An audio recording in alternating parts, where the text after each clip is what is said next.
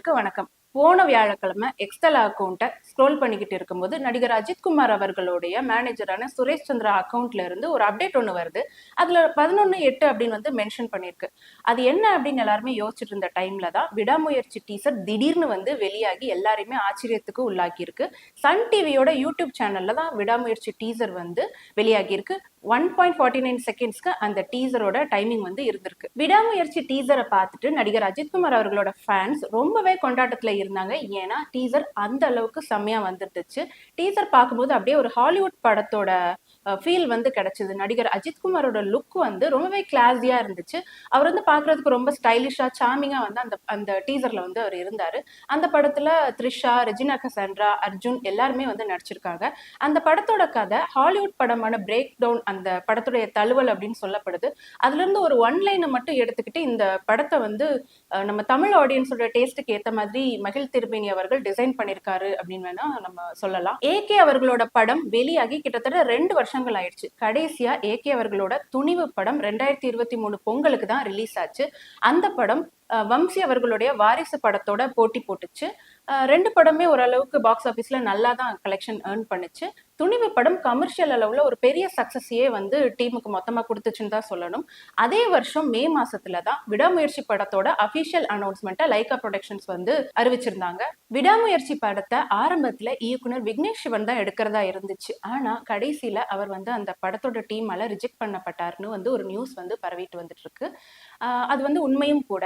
ஏன் அவர் வந்து ரிஜெக்ட் பண்ணப்பட்டார்னா, அவர் எழுதிட்டு வந்த அந்த ஸ்டோரி ஸ்கிரிப்ட்ல கிரியேட்டிவ் சைடு வந்து கொஞ்சம் வீக்கா இருக்கு, ஆக்ஷன் சீன்ஸ் வந்து அந்த அளவுக்கு பத்தல அப்படின்னு வந்து லைகா டீம் வந்து ரிஜெக்ட் பண்ணிட்டதா சொல்லப்படுது. நடிகர் அஜித்குமார் தான் இந்த படத்தை விக்னேஸ்வன் இயக்குனா நல்லா இருக்கும்னு ஆரம்பத்துல வந்து லைகா டீம் கிட்ட பேசி அவர் வந்து டைரக்டரா வந்து ஃபர்ஸ்ட் ஆஃப் ஆல் ஃபிக்ஸ் பண்ணியிருந்தாங்க. அவர் வந்து 2023 முழுக்க கதை எழுதுறதுக்கான ஒரு டைமா வந்து எடுத்துக்கிட்டாரு. அப்படி எழுதிட்டு வந்து அவர் ஸ்கிரிப்டை கொடுக்கும்போது அந்த ஸ்கிரிப்டை பார்க்குற டீம் வந்து இது அந்த அளவுக்கு கேட்சியா இல்லை அப்படின்னு வந்து சொல்லி ரிஜெக்ட் பண்ணியிருக்காங்க. இன்னொரு பக்கம் என்னன்னா, நயன்தாரா அவர்களுடைய கனெக்ட் படமும் 2023 தான் ரிலீஸ் ஆச்சு. அந்த படம் ரவுடி பிக்சர்ஸோட ப்ரொடக்ஷன்ல ரிலீஸ் ஆகியிருக்கு. அந்த ரவுடி பிக்சர்ஸோட உரிமையாளர் வந்து விக்னேஷ் சிவன். அவர் வந்து நயன்தாரா அவர்களோட அந்த படத்துல ஃபோக்கஸ் பண்ணதுனால தான் விடாமுயற்சி ஸ்கிரிப்டை சரியா எழுதலை அப்படிங்கிற மாதிரியுமே ஒரு நியூஸ் வந்து சொல்லப்பட்டுட்டு தான் வந்துட்டு இருக்கு. இதுல எது உண்மைன்னு வந்து நம்மளுக்கு பெருசா தெரியாது. அடுத்ததா விடாமுயற்சி படத்தோட ஸ்கிரிப்டை இயக்குனர் மகிழ் திருமேனி கிட்ட வந்து லைகா ப்ரொடக்ஷன்ஸ் ஒப்படைக்கிறாங்க. அவர் தன்னுடைய பாணியில இந்த ஸ்கிரிப்டை வந்து கம்ப்ளீட்டா ஒரு மாதிரி புதுமையா டிசைன் பண்றாரு.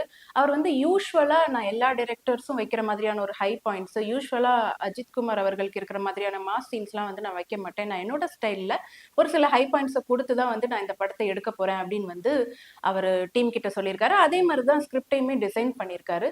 ஸ்கிரிப்டை வந்து லைகா ப்ரொடக்ஷன்ஸ் கிட்ட கொடுக்குறாங்க. லைகா ப்ரொடக்ஷன்ஸ்க்கு அந்த ஸ்கிரிப்ட் வந்து ரொம்பவே பிடிச்சிருக்கு. அஜித்குமார் அவர்களுக்குமே அது வந்து ரொம்பவே கன்வின்சிங்கா இருந்திருக்கு. இயக்குனர் மகிழ் திருமேனி இந்த விடாமுயற்சி படத்துக்கான இயக்குனரா செலக்ட் பண்ணப்பட்டதுல இருந்து இந்த படத்துக்கான எந்த ஒரு அப்டேட்டுமே லைகா ப்ரொடக்ஷன் சைட்ல இருந்து வெளியிடப்படலை. எந்த ஒரு அப்டேட்ஸுமே வெளியிடப்படலை அப்படிங்கிறதால நடிகர் அஜித்குமார் அவர்களோட ஃபேன்ஸ் வந்து ரொம்பவே அப்செட்ல தான் இருந்தாங்க. அதனால அவங்க எல்லாருமே இயக்குனர் ஆதிக் ரவிச்சந்திரன் எடுக்கக்கூடிய குட் பேட் அக்லி படத்துக்கு மேல எக்ஸ்பெக்டேஷன்ஸை வைக்க ஆரம்பிச்சுட்டாங்க. அந்த படம் தான் 2025 பொங்கலுக்கு ரிலீஸ் ஆக போகுது அப்படிங்கிற மாதிரி மைண்ட் செட்டுக்கே வந்துட்டாங்க.